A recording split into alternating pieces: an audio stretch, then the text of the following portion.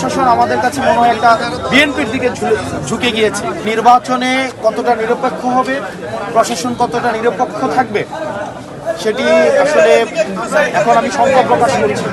আমরা অভ্যুত্থান পরবর্তী সময়ে যেমন নির্মোহ, বস্তুনিষ্ঠ, নিরপেক্ষমূলক আমরা যেভাবে আচরণ প্রত্যাশা করি, আজকে পরে মনে হয়েছে যে নির্বাচনে কতটা নিরপেক্ষ হবে, প্রশাসন কতটা নিরপেক্ষ থাকবে, সেটি আসলে এখন আমি শঙ্কা প্রকাশ করছি। পর্যাপ্ত যুক্তি, পর্যাপ্ত তথ্য থাকার পরেও আমাদের একজন প্রার্থী, উনি ব্যাংক ডিফল্টার, উনি মিলফুল ব্যাংক ডিফল্টার, উনি একাধিক আর্থিক প্রতিষ্ঠান থেকে বিগত বিভিন্ন সময়ে উনি লোন নিয়ে সেটি আর ফেরত দেয়নি। দেশের অর্থকে উনি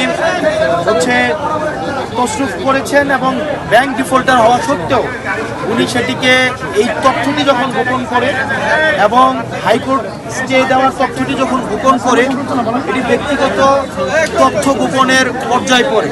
আর মনোবল হতে হয় স্পাদ্রিরও। জেরুসালেম 25 বছরের পথ চলায় নিরাপদে রাখার প্রত্যয়ে। এবং আমাদের নির্বাচনী আচরণ যে বিধিমালা রয়েছে সেখানে স্পষ্ট উল্লেখ আছে, কোনো প্রার্থী যদি ইচ্ছাকৃতভাবে তার তথ্য গোপন করে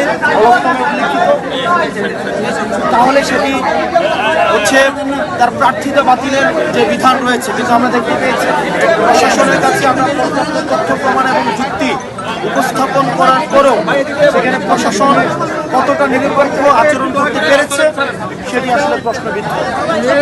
তো আমরা এখনো প্রত্যাশা করি, কিন্তু প্রশাসন আমাদের কাছে মনে হয় একটা বিএনপির দিকে ঝুঁকে গিয়েছে।